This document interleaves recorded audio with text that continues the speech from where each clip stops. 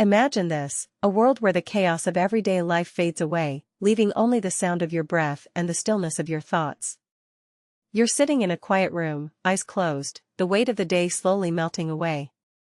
Your mind, once a storm of worries and distractions, now feels like a calm lake. This is the power of meditation, a practice that has transformed lives for thousands of years and is now being rediscovered by millions in the modern world. But how does something so simple, so ancient, hold the key to unlocking peace in a society that's always rushing?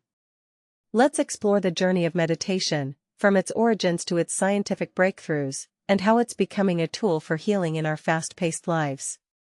Meditation isn't just a trend, it's a bridge between the past and the present, rooted in traditions that date back thousands of years. From the monks of ancient India to the Zen masters of Japan, meditation has always been a way to quiet the mind and connect with something deeper. But in recent decades, it's moved beyond temples and into hospitals, offices, and even classrooms. Scientists have started to unlock the secrets of how meditation changes the brain, proving what practitioners have always known, that training the mind can lead to profound physical and emotional benefits. Today, people from all walks of life are discovering that a few minutes of meditation each day can reduce stress, improve focus, and even change the structure of the brain itself. But how exactly does it work, and what makes it so effective? Let's start with the basics.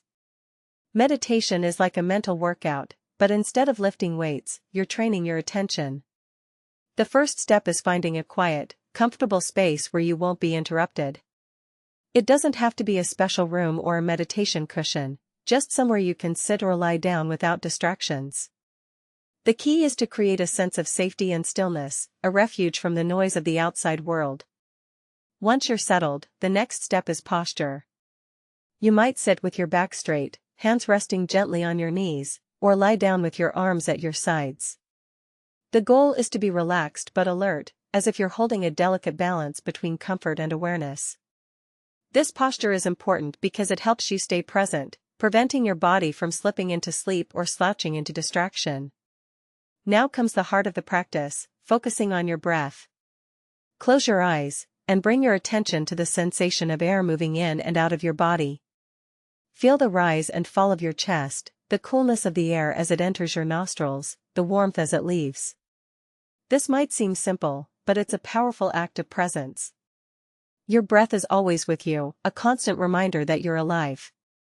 When your mind inevitably wanders, thinking about work, worrying about the future, or replaying a conversation from earlier in the day, you gently bring your focus back to the breath.